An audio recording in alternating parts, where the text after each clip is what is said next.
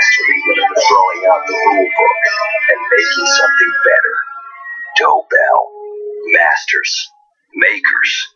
Rule breakers. Not cool. Okay, well, we'll keep you. We'll keep you. By the way, Jordan, congratulations on your continuing education.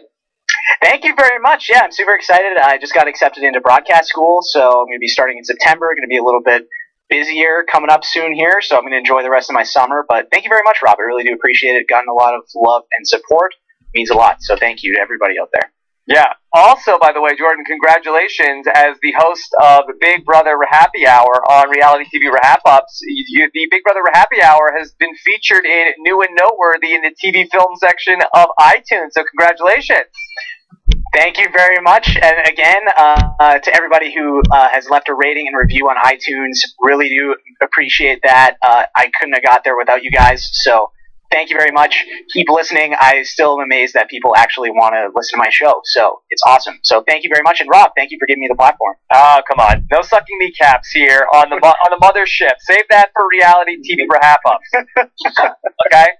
And also here with us on a Thursday, we got a little bit of a curveball for you guys. Usually Brent is with us here on a Thursday, but he's going to be with us on Sunday. Instead, Taryn Armstrong is here with us. Taryn, how are you? I'm doing great. I'm sorry to disappoint all the Brent fans. He'll be with us on Sunday. He'll be with us on Sunday to Yes. talk about it. So a lot of fun stuff coming up. All right. So the question of the hour is going to be: will we have exit interview with Audrey on Friday? And as of this hour, I have not heard anything. Of course, it is live right now, right after the episode at 7:20 here on the West Coast. So I haven't heard that we will not be having an interview with Audrey, but I'm going to be ready to go and podcasting at 8 a.m. when either the phone will ring or the phone will not ring. Audrey will show up at the veto meeting or Audrey will not show up at the veto meeting. I will be ready to go. If not, if I don't hear from Audrey, I am prepared to instead do an update of whatever goes on the live feeds with Alex Kidwell overnight. So either way, I will have a podcast for you guys on Friday morning.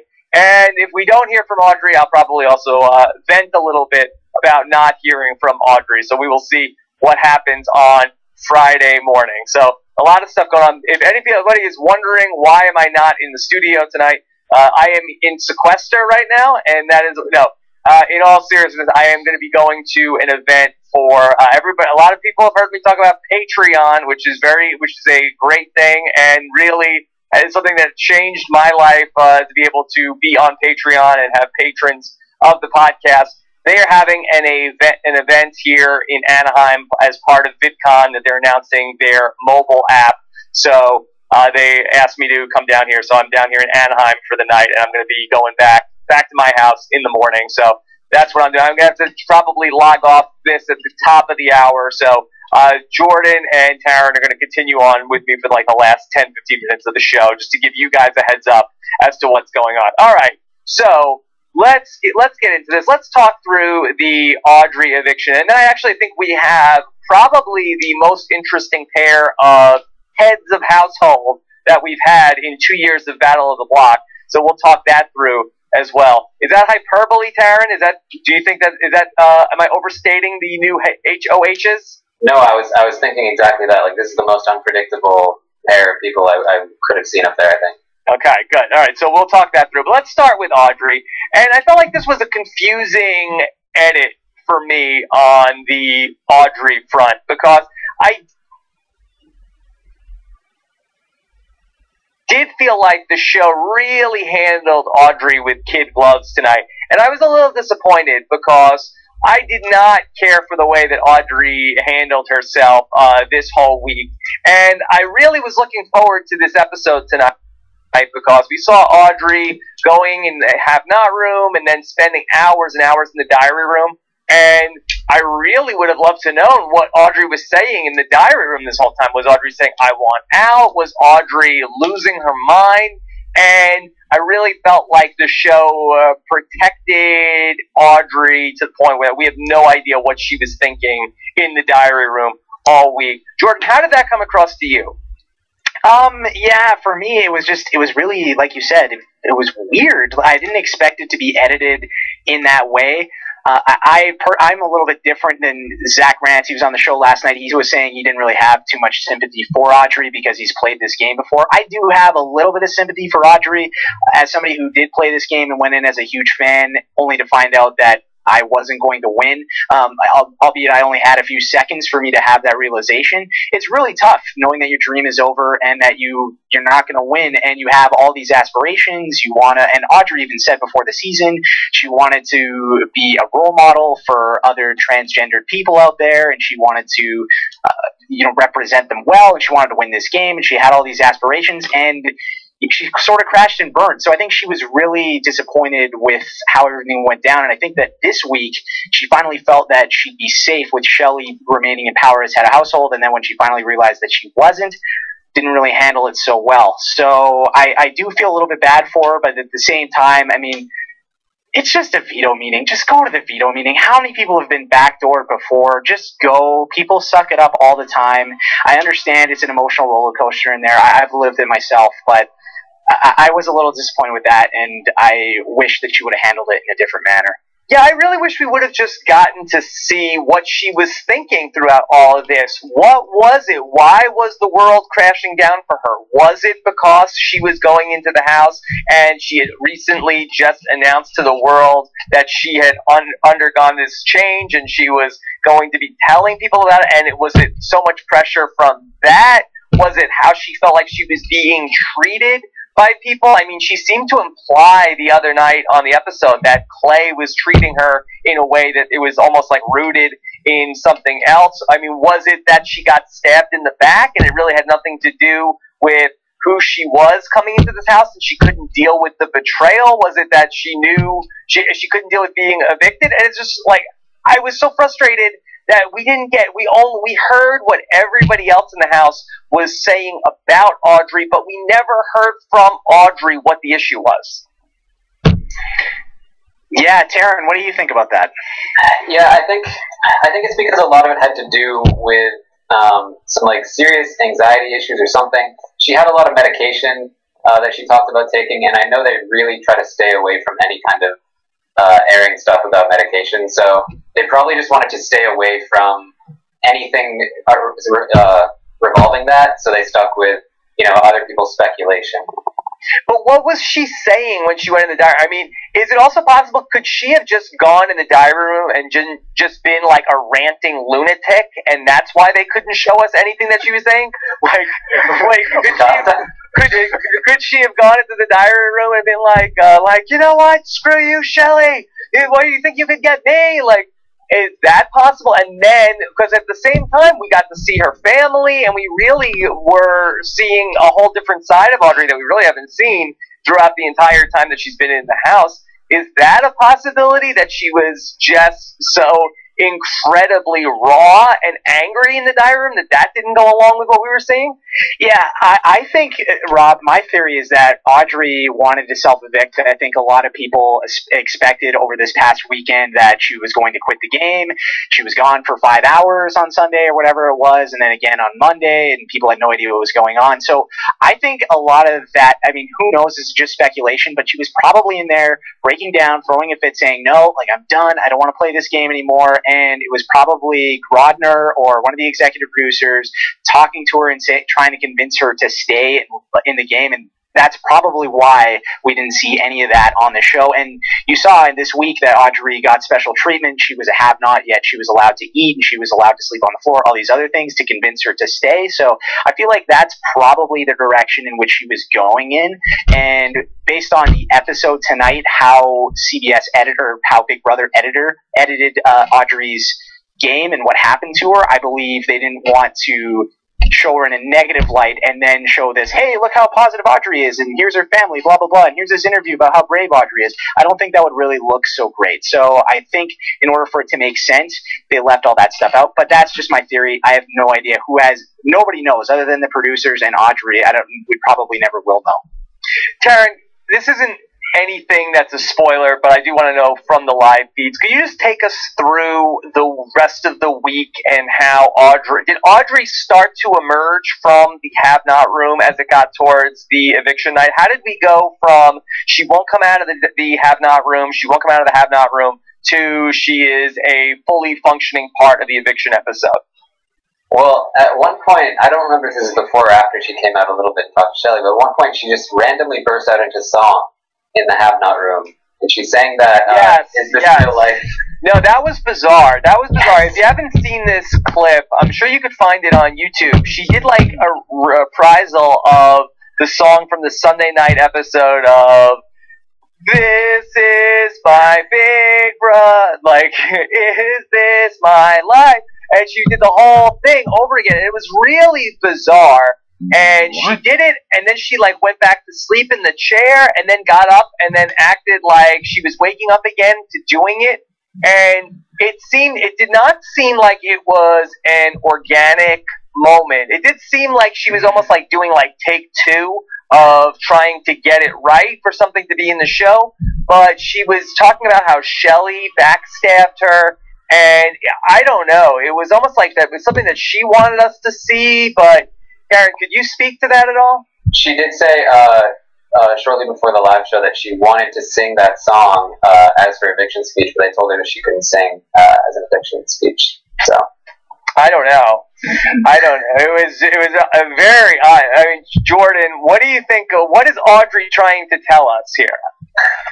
I have no idea. I'm a little bum puzzled here, Rob. I honestly have no clue what's going on with that. I mean, and also, too, a rule of Big Brother. And a rule of Big Brother is you can't sing. So I don't know why the feeds weren't cut for that. I guess it's not Big Brother Canada, so I guess they didn't want to cut it like that right away. But it's also not a real song, right? Yeah, I guess, but still, it's just odd, very strange. I just did not really understand that, and I don't understand what the purpose behind that was. And also Taryn saying that she wanted to do that as her eviction speech. I don't know. You'd have to ask somebody with a lot more knowledge about mental states and stuff like that, because I honestly have no clue what was happening there. I mean, it made sense. No, people say this a lot, where I don't even know how they passed the psych evaluation to get on the show.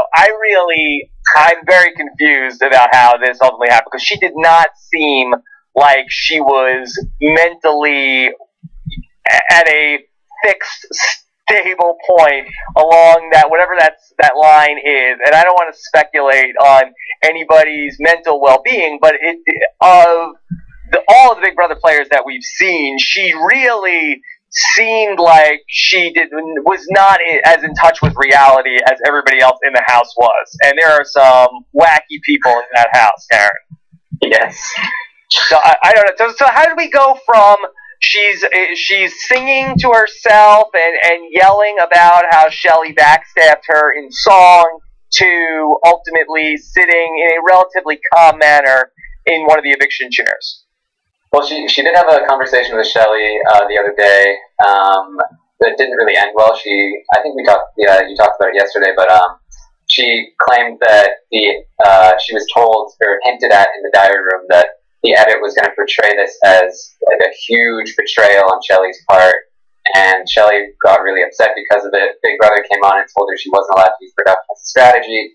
And in that conversation, she found out that James had definitely leaked everything she told her. She told him about the Sleeper Cell Alliance, and she had a quick conversation with James that was like, "Why did you do that? Why did you tell them? I was trying to help you." And James was like, "I don't know what you're talking about." And then Meg quickly came and pulled James out, like, "What are you doing?" He's like, "I almost got dragged in again." Yeah. Boy, and James, though, and he looked like a good guy of trying to bring eggs to Audrey, I don't know. I really feel like the Audrey James showman. That's the one thing I feel like that was like a few more weeks. Like maybe that might have started to become a little bit more interesting. All right. So Audrey is gone. What do we think the house post Audrey is going to look like. Jordan, it seems like every season there's somebody who's like the major agitator through the first 3 or 4 weeks of the season, and they always are playing the hardest, and they always come in like a lion and go out like a lamb. Whether it's Audrey, whether it's Devin, whether it's Jeremy, whether it's a Ginger Ninja 604 Frappa, whether it's an Andrew, they always, the people that are playing the hardest, they go out and with their tail between their legs. And so, what does the house look like in a post-Audrey world? Well, I'm actually a little concerned because the last few days of the feeds when Audrey was asleep and off the grid were very boring, really. I mean, the conversations were very mundane. Nothing really was going on because Audrey always was at the center of conversation when she was still in the game. Now she's gone, so we could end up in a situation where things aren't as entertaining. However, I am excited about these 2 new HOHs. I think that Vanessa and Jackie are on 2 opposite sides of the house. I mean, Jackie even nominated Vanessa to go up in the competition tonight, so I'm sure Vanessa's not too happy about that. So hopefully that will keep things interesting for a while. There's still Austin in the house. A lot of people want to go after him. He's a big target. So there are some storylines here, and there's still the BB takeover, which we didn't hear anything about tonight. So maybe they'll pull something out of their butt with that coming up in the next few weeks. I have no idea, but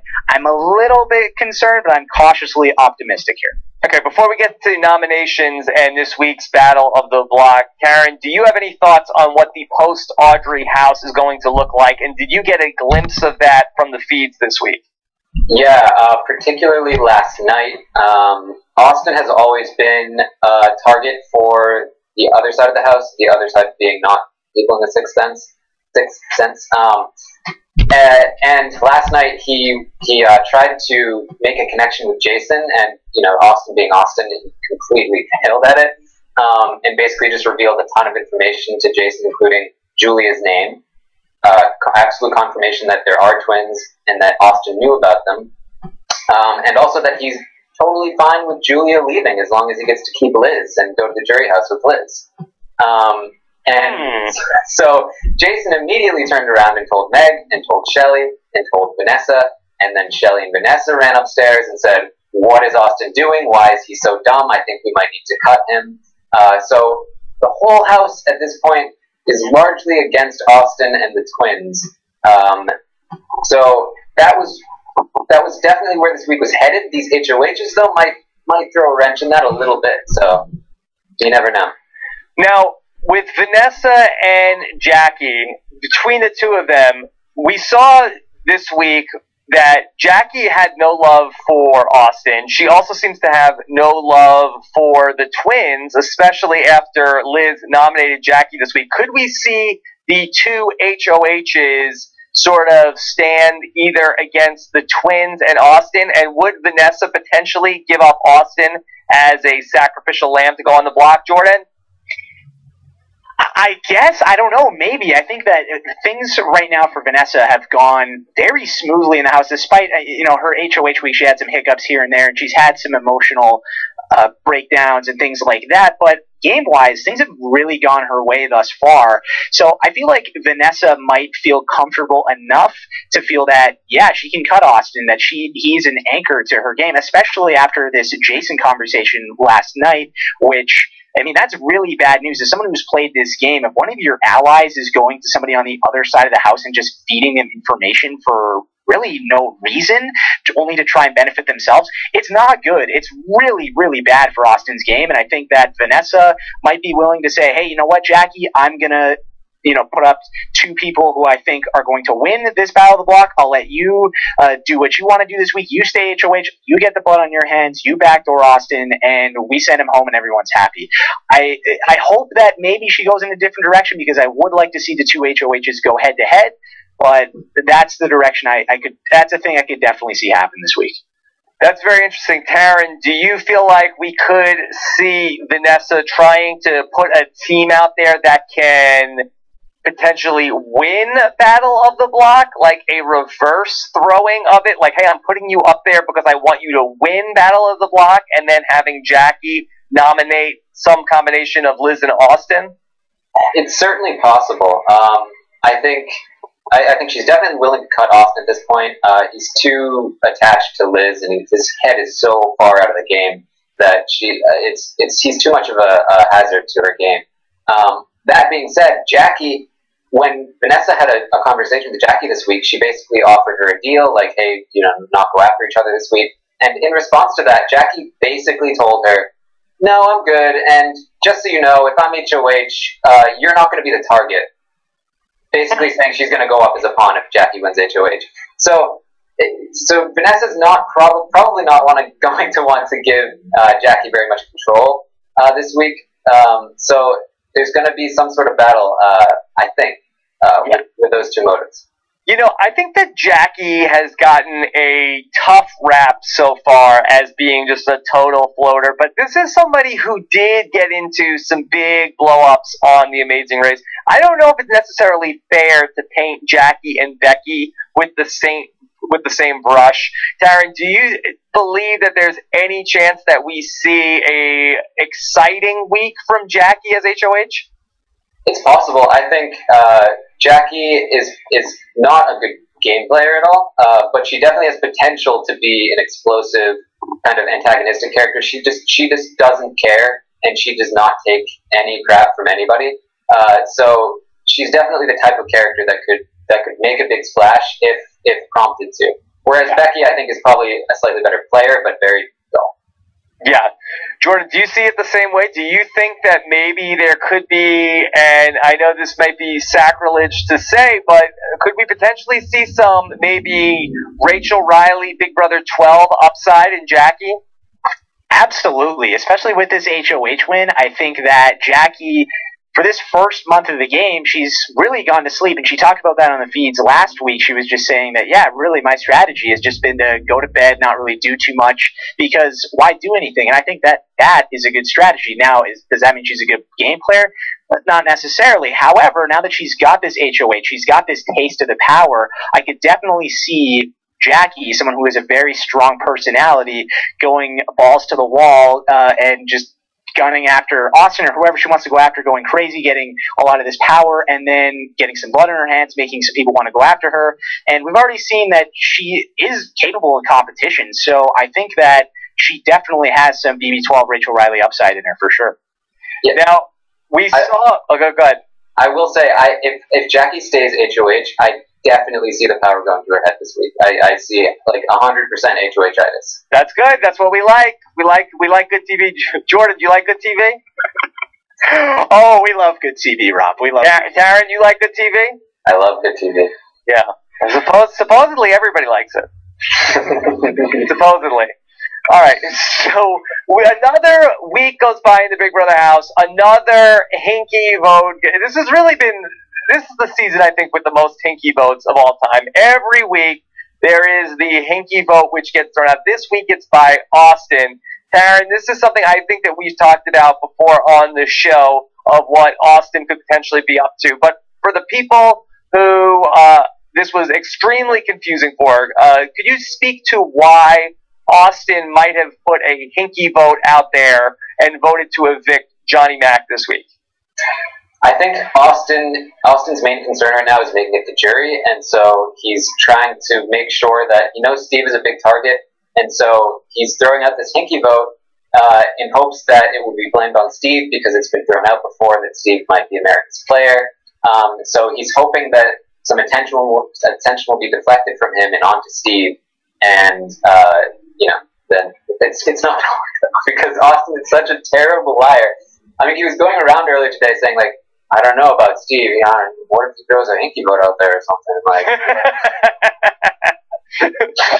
wait, now how do we know that Austin is going to... Is he having, like, an outer monologue? How do we know that this was his plan, Taryn? He told it to Liz and told Liz not to tell Julia because that would be better if she doesn't know. And then as soon as Julia came into the game, he told Julia. All right, and so... Julia's pretty close with Steve, too, so... This is not good. This is not good. Jordan, do you think, is this hinky vote going to blow up in Austin's face? It's not going to work, Rob. I mean, Taryn laid it out there. Austin, I'm so frustrated by Austin because there have been some moments this season when I've thought, hey, you know what, Austin, he's actually doing pretty well. He's in a good position. He's doing some stuff. He's not a huge target, and then he says all these things about Liz, and this whole thing has happened, and now it might be Steve throwing out an Enki vote this week. Just terrible lies, and I thought he would know better because he's such a huge fan of this game, and I'm a little disappointed in him. But it's not going to work for him, sadly. Although I found it interesting this week. Again, we saw it in week 1 when Audrey voted the wrong way. Julie Chen simply said there are whatever it was, 13 votes to evict. Right. This week she said, there are 9 votes to evict instead of saying the full 9 to 1. So perhaps, I don't know maybe they're trying to protect Austin here, maybe they're trying to protect Steve. I am not quite sure why production keeps doing this, but it is something to keep an eye out for. Maybe this is going to be the new norm. I don't know. I hypothesized back in the first week when it was 13 or 12 votes to evict instead of 12 to 1 when Jace went home. They said, it seems like they're trying to protect Audrey. Here, I don't really know what the motive would be. Taryn, do you have any thoughts as to why Julie might say that, or is this just something that Julie says sometimes? She must just be changing it. I can't think of, it certainly adds to the paranoia, I'm sure, because this is something she's never done before, so in the house they're like, why is she saying it that way? Why is there always an Enki vote? There must be some sort of connection. But as far as I can tell, there isn't any. Unless they say, is she trying to protect America's player? Because to us on the outside, it makes no sense. But if you're on the inside and you're trying to look for a connection, are you saying, is she saying it that way because she's trying to hide the America's player vote? But ultimately, we'll see if that ultimately changes anything. So this week, we had Brittany Haynes show up on the show, and they do that from time to time, whether it's Rachel Riley or Dan Giesling, and they'll bring somebody in to talk. I felt like sort of a weird spot to bring Brittany in, considering that I don't think, maybe, has she been back on the show since Big Brother 14?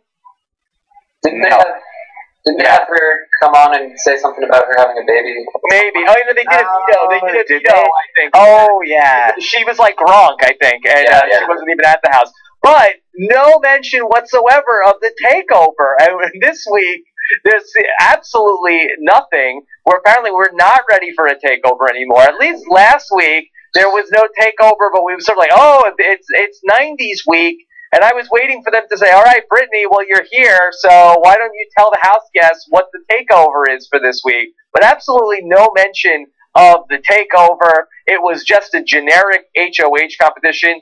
Jordan, has the Big Brother takeover gone the way of Audrey at the veto meeting? Are we just sitting there waiting with an empty chair? Yeah, like Matt Carter said on the voicemail show this week, it looks like the takeover is the anti-Missy this week. It's just not going to show up. So I don't understand what's going on here. We had week 1, we had Phil come in, and we had this twist of the Big Brother fast forward. Week 2, we have the last laugh with Kathy Griffin. Both of those twists are game related. Week 3, we have Rob Gronkowski come in. I love Rob Gronkowski, but he doesn't really provide anything to the game. I know you're a Jets fan and you don't love it, but Rob's great. Gronk is awesome, but he didn't really do anything to the game. He shows up. There's some weak competitions. There's that party thing, which I wasn't really a big fan of. Then this week, 90s week, again, nothing. I loved the Saved by the Bell competition, but other than that, it wasn't anything. So now they're just not doing anything. So I'm just very confused. I don't know what's going on. I'm waiting for Jeff Probst to show up with the second chances or something. I don't know what's going to happen here, but I just don't get it. If you're going to do a BB takeover themed twist this season, stick to the twist. Do it the whole way through. Why are you stopping? I don't understand. We can't get anybody coming into the takeover? It seems like the Backstreet Boys are up for it. Can we get the Backstreet Boys to come in? Boy, what did you guys think about the Backstreet Boys tweeting to Big Brother and making it on the show? First off, Jordan, do you think that was fair for the house guests to find out that the Backstreet Boys are tweeting about Jason and Johnny Mac and Liz? I don't know. I think it's fine. It's not a real big deal. We didn't really get any outside information too much in our season. I know in Big Brother Canada 2, they told them the Olympic results and that Canada won a gold medal in hockey, which is something that all Canadians obsess over. But yeah, I mean, I guess so. But I mean, why did you really need to show that? I guess that was more so for the audience to see that. But I don't get it. And then the whole fail of Julie Chen saying, "Okay, guys, let's do the one more time, the Wax Street Boys." And Johnny Mac and it's like, whoa. It was like, yeah. She's like, okay, now dance, and now dance. It's like when I'm trying to do Snapchat and trying to get my baby to do something. It's like, all right, say something now. We're on Snapchat. We only got 10 seconds of video here. Come on, do something. Do something. But with the Backstreet Boys sending that, do the Backstreet Boys have just one group Twitter that they all have the password for? How does that work?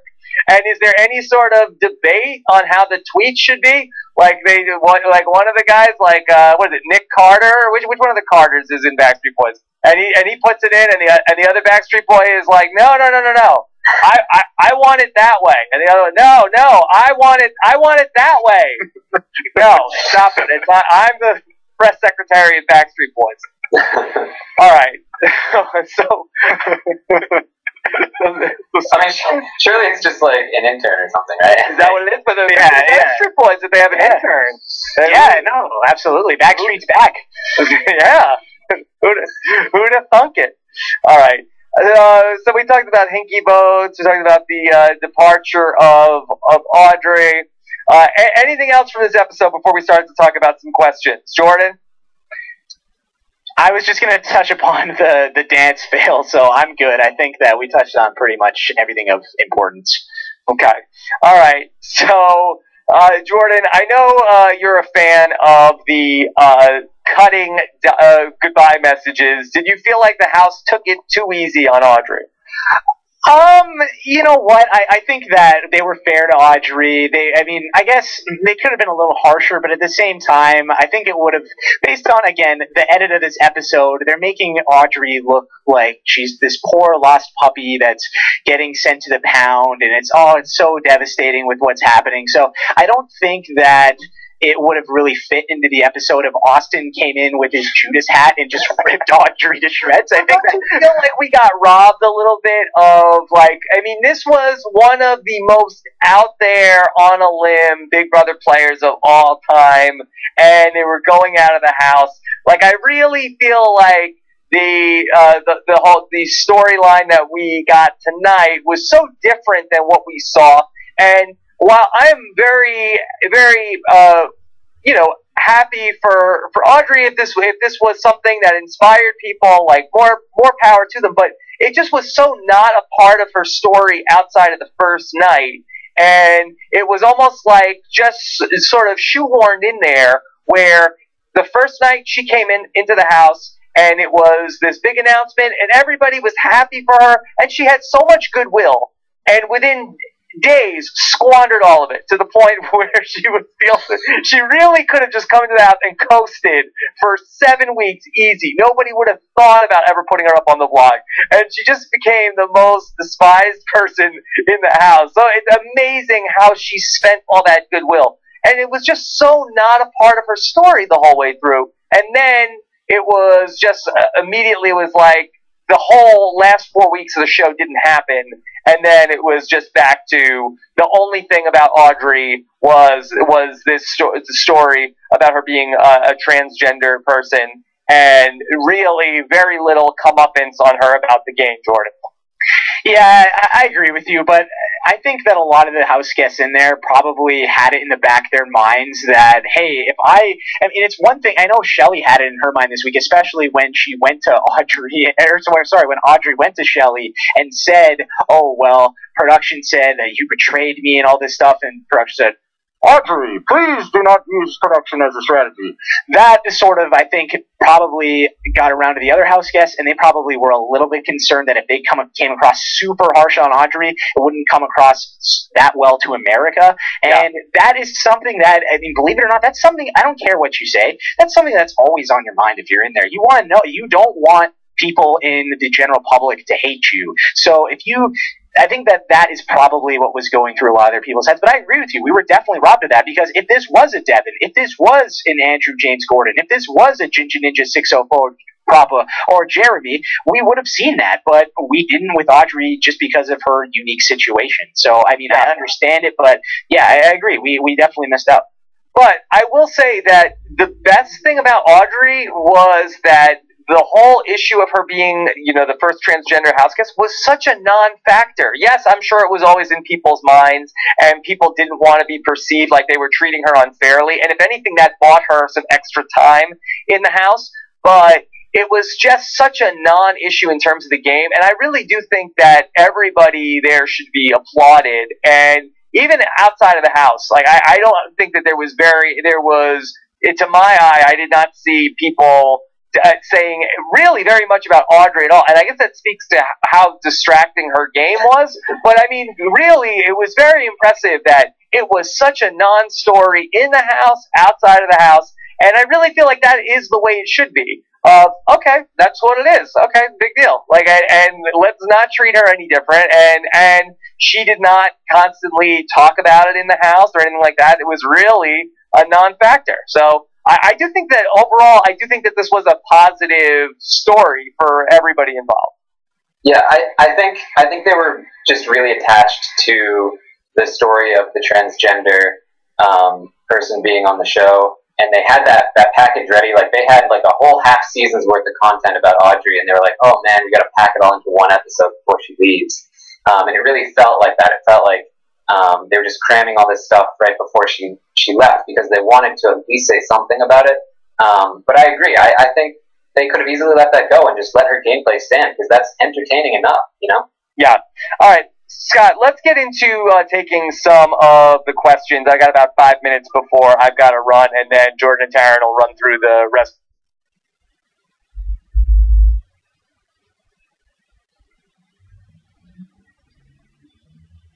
To the questions. So why don't we start off here, and let me grab this question. This is from Shane, who wants to know, do you think that Clay would play better without Shelly? What about Shelly without Clay? Was it Audrey that said, Brittany, I'm sorry, said that she thought either Clay or Shelly was going to get picked off. Who do you think is going to be able to go the furthest without the other person, Jordan? Well, I think the clear answer is Shelly, just because Clay, I mean, just by himself, he's a big target, and I think that he's a big physical guy. He's a football player. He's always going to have people thinking about him as somebody they want to go after. I think that Shelly being associated with Clay makes her a bigger target than she probably would be if she was just on her own as a single entity in this game. So I feel that if Clay goes home, Shelly's got the much better chance of going the distance and going pretty deep. Okay.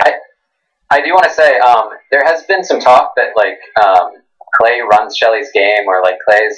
That is not the case at all. Shelly is. I think they're pretty equal partners. But if anything, Shelly is the more dominant person in that relationship, and I think she's easily the better player. She thinks more strategically. She's not the best player in the world, but the two of them together, I think, are very powerful. Alone, they wouldn't be as much. Okay.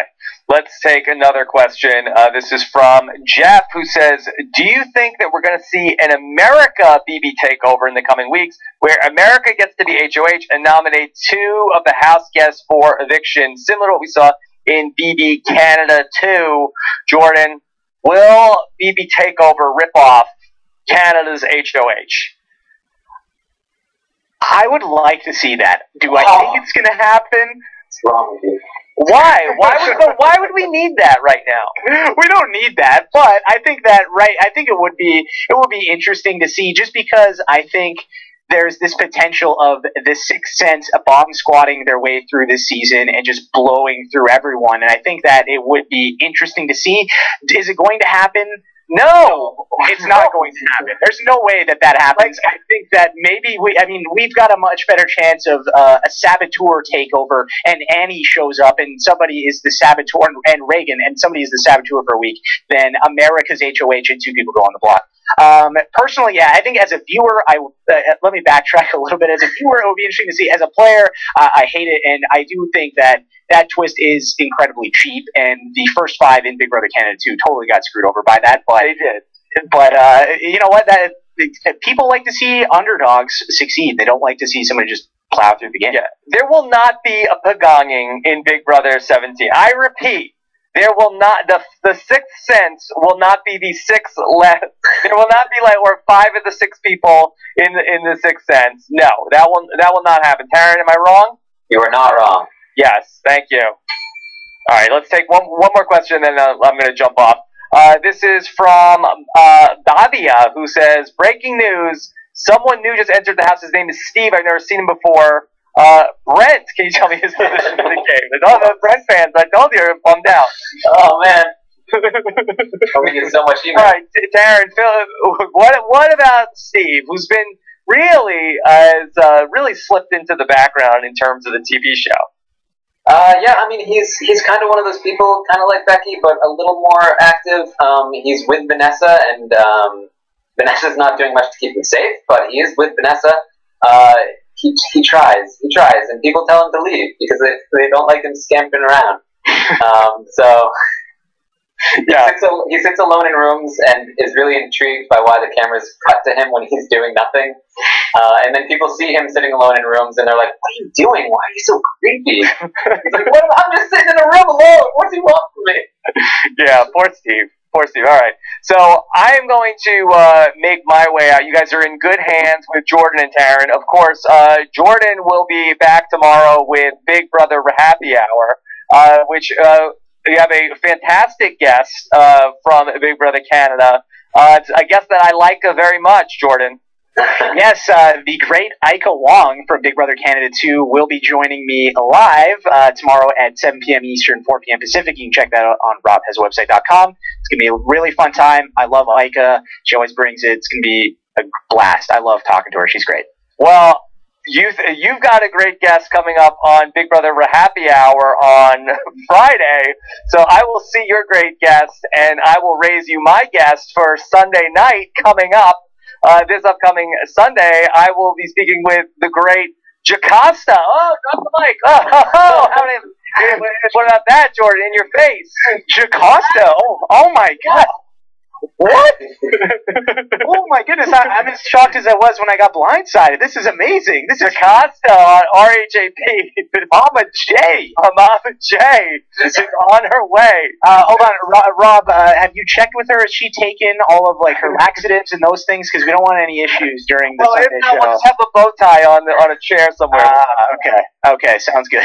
Yeah, so Jocasta is scheduled to join us this Sunday night, so that's going to be very fun. Also, tomorrow I will have potentially an exit interview with Audrey. We'll see.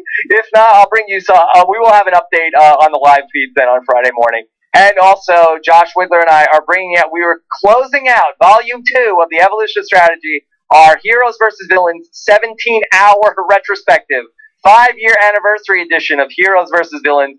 That is dropped today, because I had to leave the house early today, so I had to get it out. So that is up at evolutionstrategy.com. And just so you guys can check it out if you want to. I haven't done an off-season Survivor podcast this week. Part 1, all about the Heroes vs. Villains premiere, is available for free. Go to robhasawebsite.com/free20. robhasawebsite.com/free20 for the 3-hour plus edition of Part 1 of our Heroes vs. Villains retrospective. Jordan, you have the helm. I will be back tomorrow. Take care, everybody. Bye. Bye, Rob. Okay, guys. I'm really sorry that Rob had to leave. Now you're stuck with me hosting this show, but we got Taryn here, so it's going to be good. Okay, next question here comes from Jericho, and Jericho says, Brittany Haynes with her take. Please say takeover. Please say takeover. Take on the house guest. What the hell was that? Taryn, we mentioned this a little bit earlier. What do you think about Brittany coming in? Again, a little random, right? It was a little random. I think Brittany's probably one of the more popular house guests. I think we could have seen a little more of like biting Brittany, but I think she did fine. And I'm fine with not having takeover. Like, I mean, I'm all for ragging on Big Brother, but I thought none of us really liked the takeover idea in the first place, and I feel like they probably learned their lesson that those first couple of weeks they wasted so much time on the takeover that they were like, this is a great cast, this is a great season, maybe we don't need this, maybe we can put this on the back burner for now, and maybe bring it back if it gets boring. Yeah, I'm with you, Taryn. I think that the takeover twist, I think maybe, you don't make it so game related, you make it more so like the 90s week or like the Gronk party, in which a celebrity or somebody comes in, there's a theme for the week, that's what the competitions are like, and the game remains unaffected. I think that would be fine. I just was a little bit puzzled again as to why they didn't just continue with it. I mean, we're 5 weeks in, but yeah, I'm with you. I'm fine with no twists. I mean, give me BB10 all day long. No twists. Let them play. Let the players play. That's what I think we want to see. You got a good cast. Robin Cass does a great job. You don't need to mess with the game. Okay. Nick Town says, is this not the worst HOH comp to advance in? Each house guest is calling out their targets each time they win a round. Would it be smarter to just throw it or put someone from your alliance up to disguise it a little bit? Now, I agree with this wholeheartedly. Taryn, I'm interested to hear your take on this. What do you think about this competition in particular? Yeah, I think you definitely want to throw it as much as possible. Vanessa was in a tricky situation because she knew that Jackie was going to put her up because, like I said, Jackie basically told her she was going to put her up last week. So I don't agree with Vanessa's pick. She chose Jackie to go against James, and she knew James was trying to throw it. So she basically guaranteed that Jackie was going to, at least a 2 out of 3 shot that Jackie was going to get HOH, and then she had to beat Jason. And I was reading that Jason was upset with Vanessa for choosing to go against him because he helped her study for the competition. So, well, yeah, because was Jason not saying on the live feeds earlier, was it yesterday, saying, hey guys, I think it's going to be a music comp in which we have to listen and we'll probably pick one of the things. So Jason hit the nail on the head once again. Excellent job by him. But yeah, I agree with you. This is a competition. James played it perfectly. That is what you're supposed to do. Kevin Martin on Big Brother Canada 3 won this thing by accident. Poor guy. He won it by mistake. That's what you wanted. You do not want to win this thing because, yeah, you're really showing your cards. It is the much better play to throw it unless you know you absolutely have to win. You're in a position in which you're going to go home otherwise. I think that's the move every single time, and I agree with you. Bad move on Vanessa's part. She won the HOH. If she stays HOH, then maybe that'll help her out a little bit with the whole Jason thing, but I don't really know. And Vanessa's winning a lot of comps, Taryn? Yeah, and I think she was saying, like, she doesn't even know what she's going to do. The only reason she went for it was because she knew Jackie was going to be HOH. So, and also this is the second mental comp in a row that she's won, and she did really well at. So it's really, like, especially down the line, once people are really scared of people who are good at mental comps toward the end of the game, that's definitely going to leave a mark on her going forward. Yeah, not really ideal for her long-term game, but we'll see what happens. Christopher Frick says, why do you think that the twin twist wasn't revealed to Audrey? Taryn, what's your take on this? I think it's old news at this point. They showed the segment where they pretty much figured it out, so it's kind of like, let's just forget about the fact that it's supposed to be a secret, Let's forget about the fact that it totally blew up in our faces. Move on. Yeah, I agree with you 100%. I think it's like Zach Rant said last night, or I don't know if Zach said it or Austin or Alex Kidwell said that. It really is old news. Everybody knows. Audrey knows. She even last night she said on the feeds, "Get ready for a takeover," and pretended to be Liz's twin sister. So I mean, Audrey knows what's going on. I think the reason why you would do that is to get the shocked reaction thing, and you weren't going to get that out of Audrey at this moment. They definitely did not want another Devon moment where Devon's like, yeah, I know. I said that to everyone in the house. That's Thickums. Bobby S. says, is there any benefit to being that blatant about throwing a comp? I don't understand why James would do that. Okay, well, now here to play devil's advocate, we were just talking about this. So what do you think? Do you think James, do you think he did a bad job in the fact that he was so blatant in how he was throwing it, Taryn? Or do you think he should have been a little more subtle in that sense? I'm always a fan of being more subtle. This competition in particular, mostly on the Canada version actually, has had a torrent history of people doing very poorly at throwing the competition and being very obvious or failing at throwing the competition. It's such an easy one to throw too, because all you need to do is just hit the wrong button and go, "Oh no, I messed it up." But somebody doesn't do it right. That's what I don't get. When I face this competition, I watched the video to learn the clues so that I knew what the right answer was, so I could answer wrong. So just pick the wrong answer, James. Especially because what he was doing was he was just going bam and hitting it right away. Although, again, I would prefer what he did, just blatantly throwing it, rather than, hey, let me show you my cards. This is who I want to go after, because that's not really great for you either. So, okay, Jimmy Whitcomb says, will Johnny Mac be nominated for the 5th time in a row this week? All right, Taryn, you probably have a better sense on this than I do. What do you think? I would probably tell you yes, but these two HOHs, man, that was probably really bad luck for Johnny. I think there's still going to be a lot of people who are against it, but Vanessa has no idea what to do. I could easily see her going back to the well and saying, "Hey, Johnny, I know we made a deal a couple of weeks ago, and I said I would do this, but I have nobody else to put up."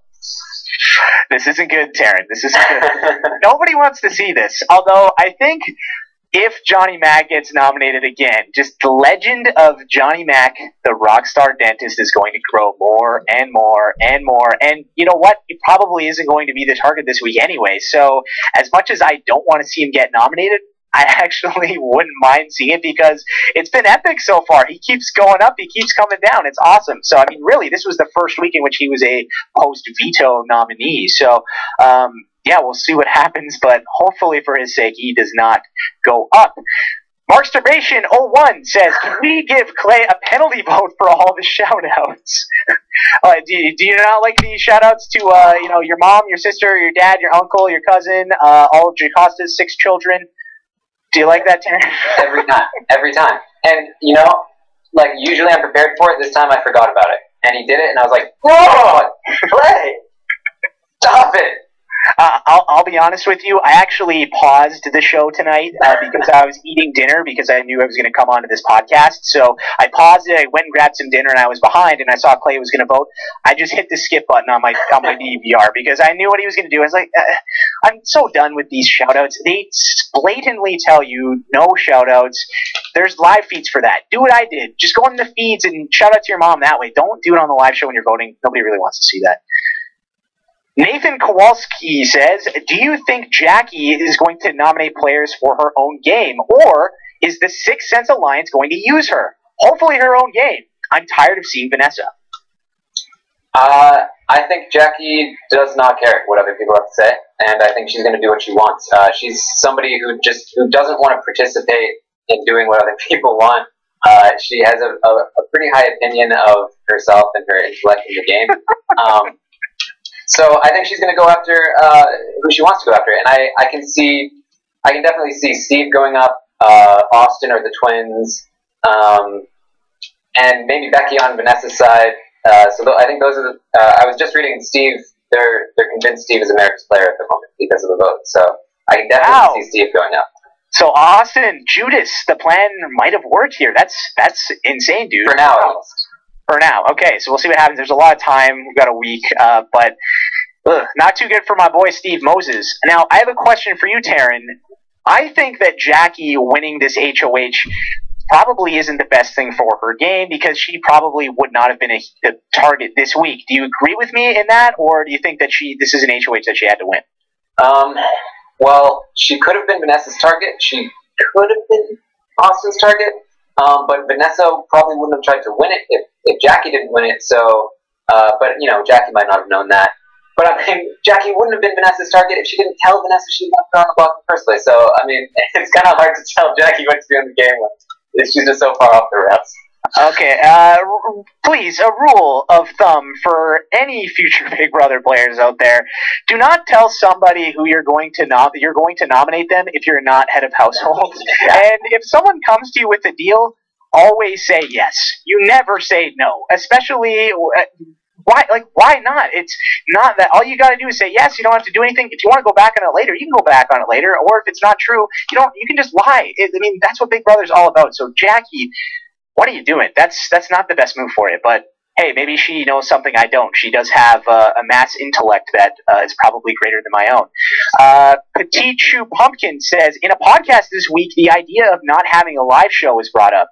If the logistics worked, what do you think about CBS taping the show an hour before, but keeping the feeds off so the spontaneity and tension would still be there, but flubs like, and I can't see the rest of this thing, but I'm assuming talking about the whole situation. Out. Yes, the sound going out. We're talking about the whole gaff with Julie say, "Come on, guys, dance," and the Wax Street Boys not knowing what to do. So, Taryn, what do you think about this? Do you think that that's something that CBS should consider, or do you think that no? Do you think they're fine doing it the way it is? It's better with, because I personally kind of like seeing the flubs in there. Yeah, and Big Brother Canada does this where they tape it before and then they air it, and not a huge fan. Spoilers always get out. And it's not as fun. I mean, obviously, most people probably aren't going to see those spoilers, but it also, and maybe this isn't necessarily what would happen, but with Big Brother Canada, they got into the habit of not showing the end of the HOH competitions, which I think is a huge mistake. I think that's the highlight of any Thursday night show. So I think if you're gonna cancel the live show, I think go the whole measure and just remove. Don't have it on that day. Kind of space out the episodes a little more naturally for the editors, and pace out the week a little bit. Yeah, I think that would be the move. I agree with you. That's a great word for it, because a lot of times these editors, they really have to scramble, because you have a show on Wednesday and then you got the live show the next day, and then you have this huge break before Sunday. So it just doesn't really. It's a tough job. But I'm with you. I don't really think that they should change the live show format. I think it's hilarious when you hear people say stuff to Julie Chen and when you see them screw up. It's awesome. I think that it shows that it's a reality TV show and that mistakes happen. It's great. So I have no issue with it. I think it's awesome.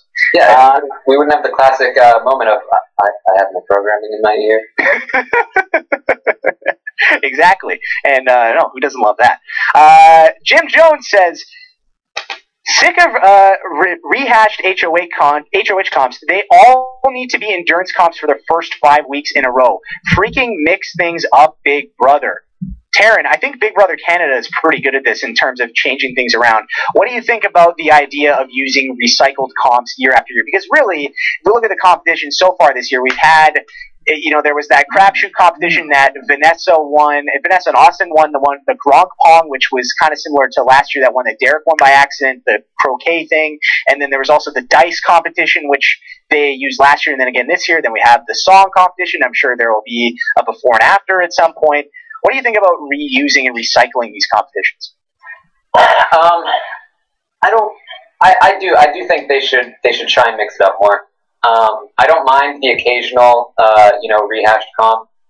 Maybe even if it was like 1/3 of like familiar comps and then 2/3 new competitions. I think that would be a lot of fun. And for me, whenever I see a competition, if it's not the HOH competition, I'm for the most part just like, all right. Well, when is this going to be over?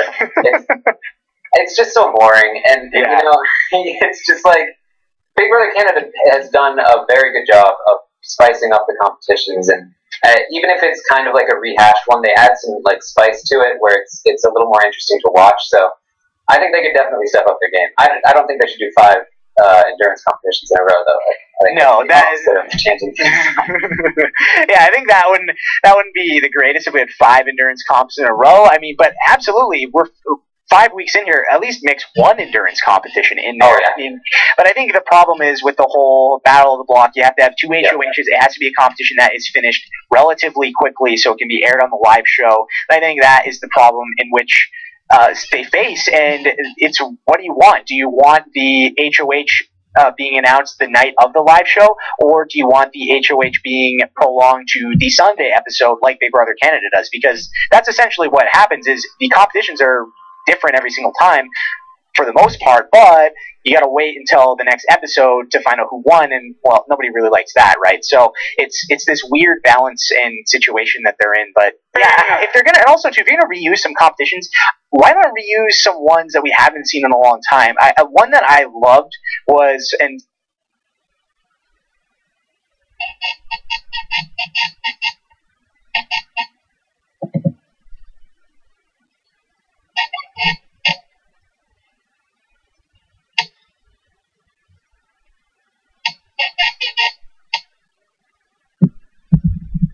speaking of endurance competitions, was from Big Brother 6 when Kaser re-entered the house and Jennifer and him were holding onto that button. She made that deal. That's great because all it is, it's everywhere I go. Tap, Owens tap. Cool. You just hold a button. You can talk. They make deals. It's like something like that. And I'm surprised it's never really done something like that ever again. But just some of these old comps that we haven't seen in a long time. Maybe the opening competition from Big Brother All Stars in which Dr. Will rode the asteroid and he tried riding it back and forth. Something like that. I mean, that's a fun little competition. Of his entire career.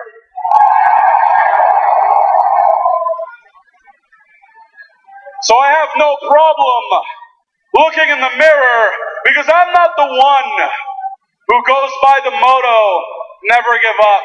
See, I'm... why not use, something, a competition like that in which we can have situations? I don't really get it, but alas, I'm not a producer, so somebody else with a lot more knowledge on the situation probably can explain why we don't see that.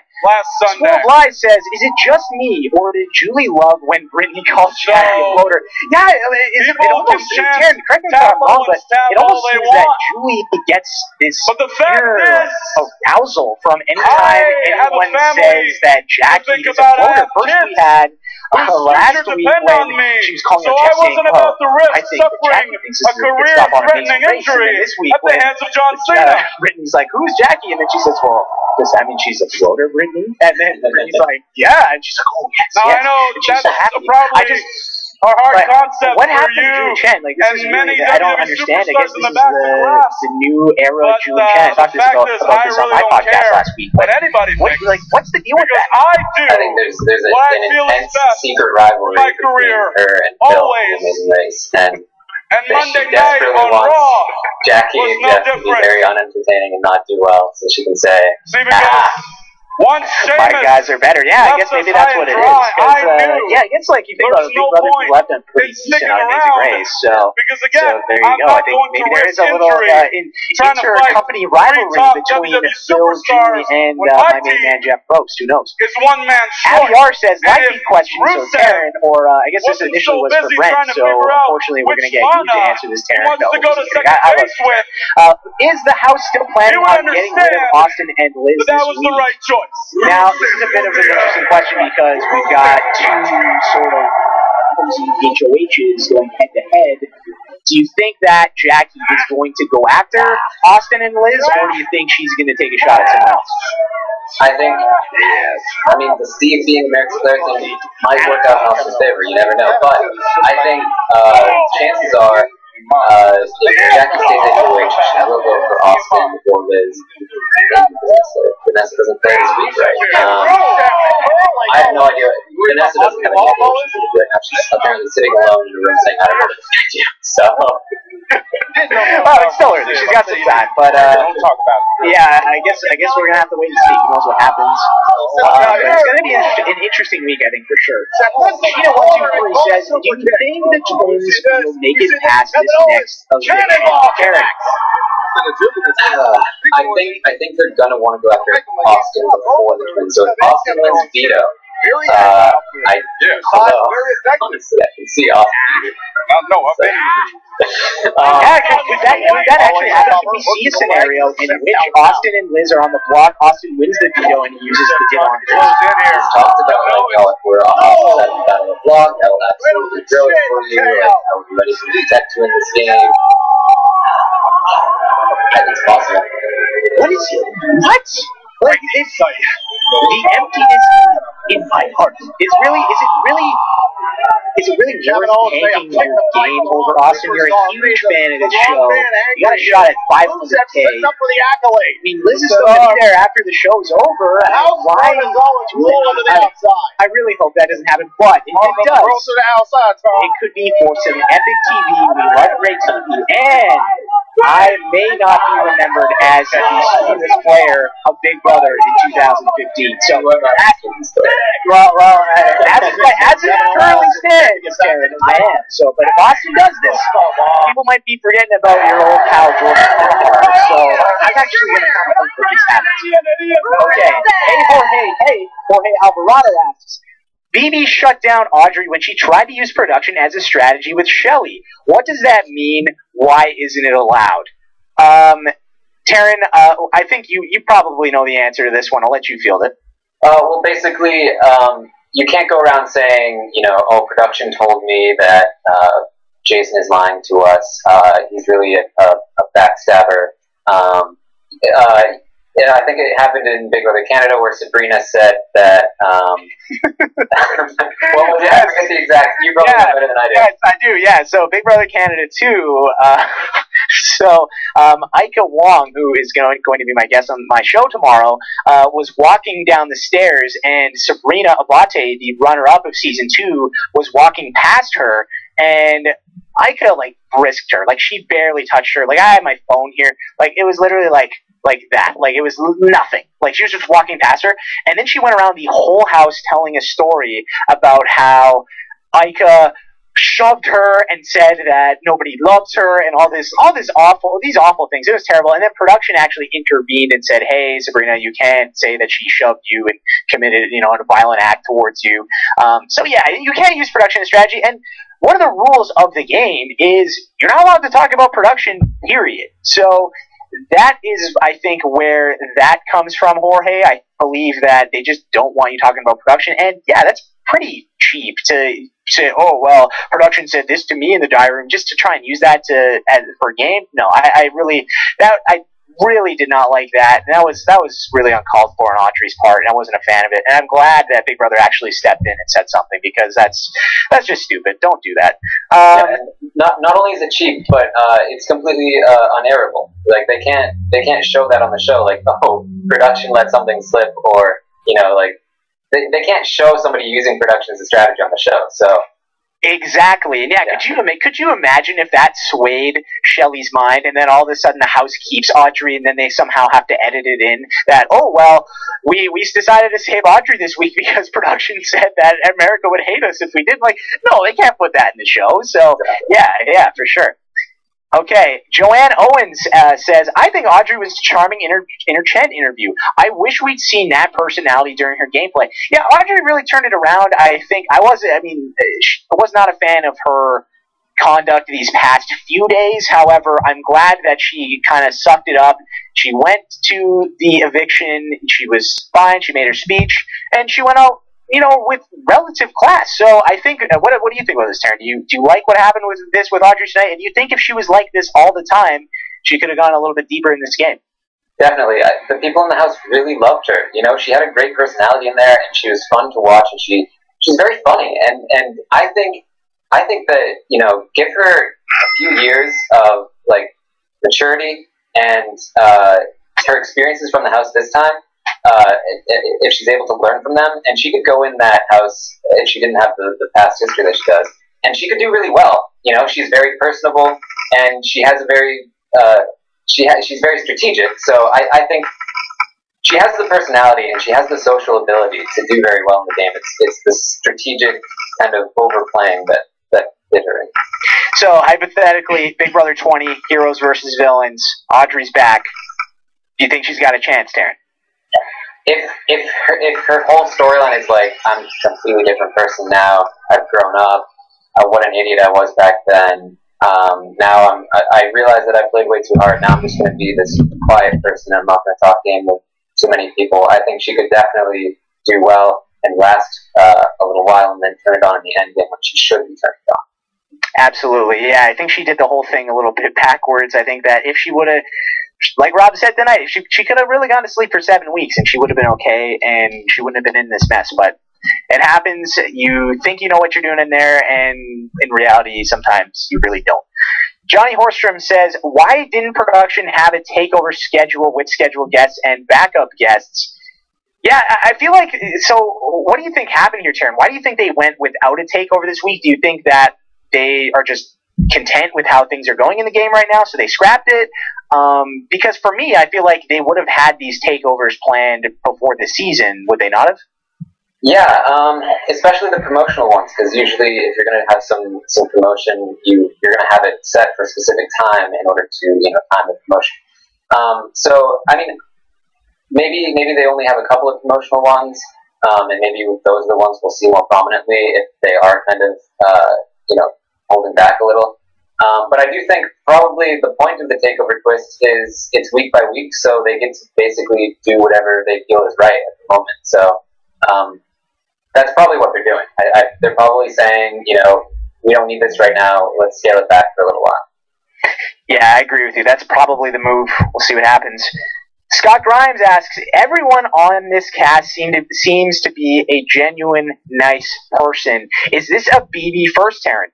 Now, first, do you agree? Is everybody a genuinely nice person?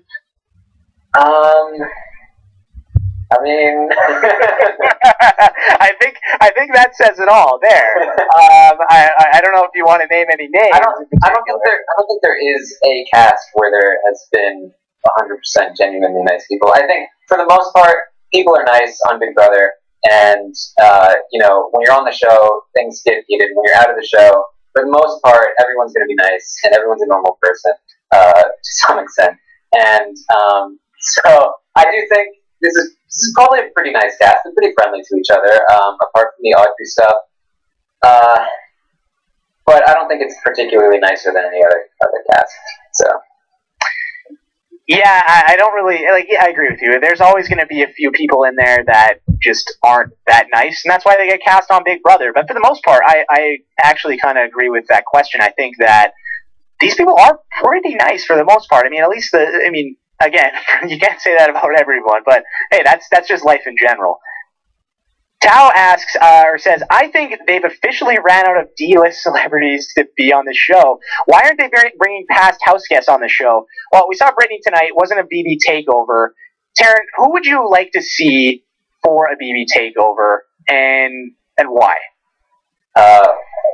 Anybody who knows me knows that my first answer is Dan Giesling, because he's the best player who's ever played the game. So obviously we need to see Dan. I would love to see Will, obviously, as well.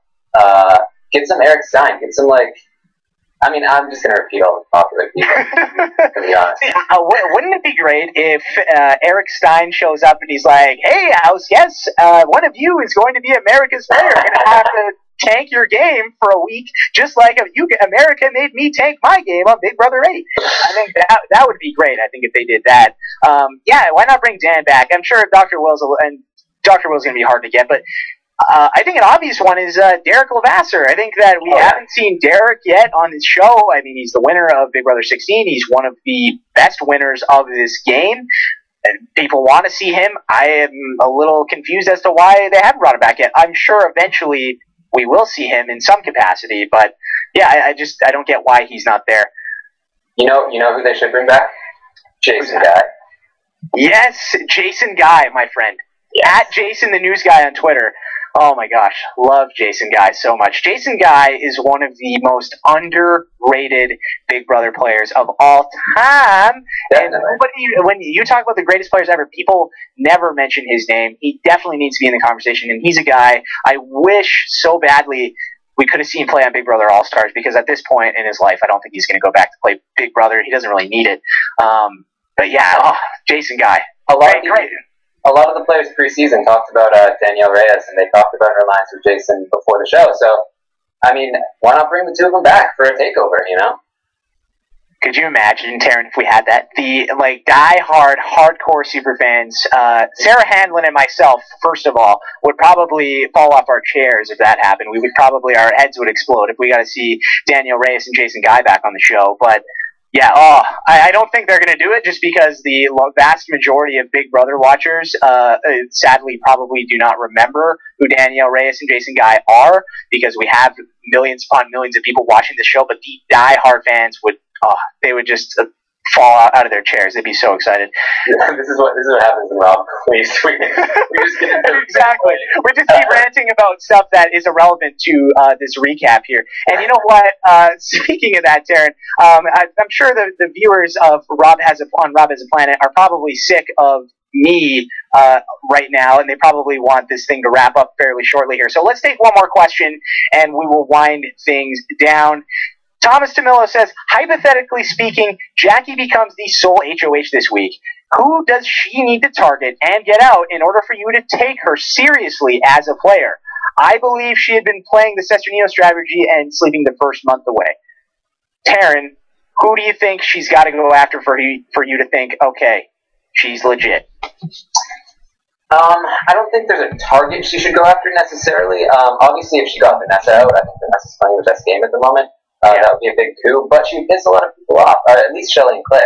I think, so I don't think it's necessarily a target that she has to go for, as much as she needs to solidify some relationships and maybe make some alliances and kind of agree on a target with them and move forward from there, because she really needs to start solidifying things with people if she's going to want to have any sort of power later on in the game.